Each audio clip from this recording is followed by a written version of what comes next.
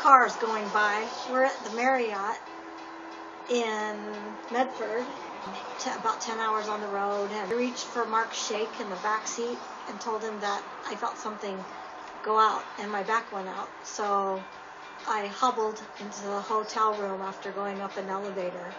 It looked like I'm about 80. I probably look like that anyway, but now I really look like it with my bad back. So that's why my legs are in a ball.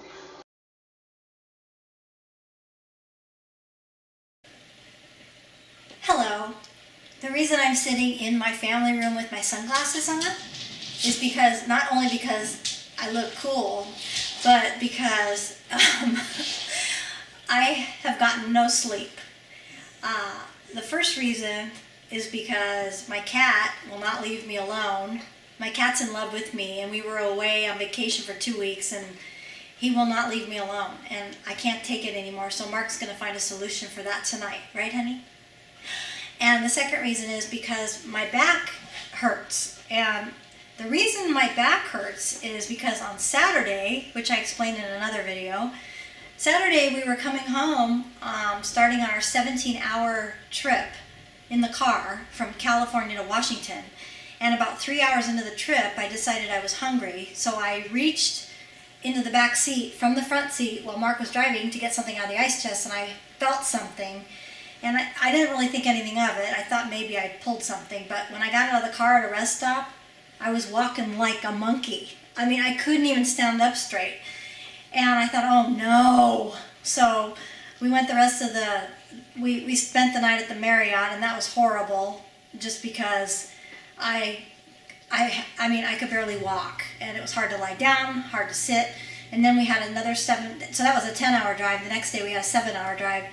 And my back has been hurting ever since. Mark tried to help massage it last night, and I also tried the treadmill and some stretching and some self-massage, and it's a little bit better than it was. I mean, I can walk around now, but there's something still pulling. So tomorrow I have an appointment at the chiropractor. I have not gone to a chiropractor for 10 years because the last time I went to a chiropractor, he turned me over on my side and did some kind of deep crunch, and a couple days later I found out I was in pain. A couple days after that, which I didn't have this pain before, I was in my front, and I actually had a hernia.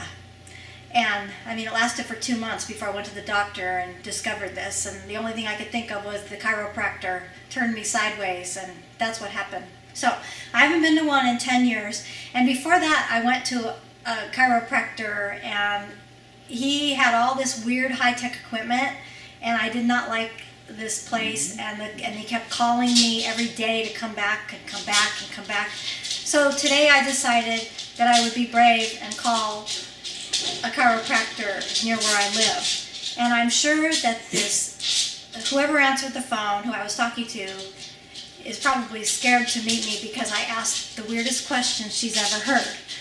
And one of the questions I asked was, what was the table like? And she said, well, they have 2 tables. One's like a waterbed and one's just a regular table. And so I said, does the table make a loud noise? And she said, huh? And I said, yeah.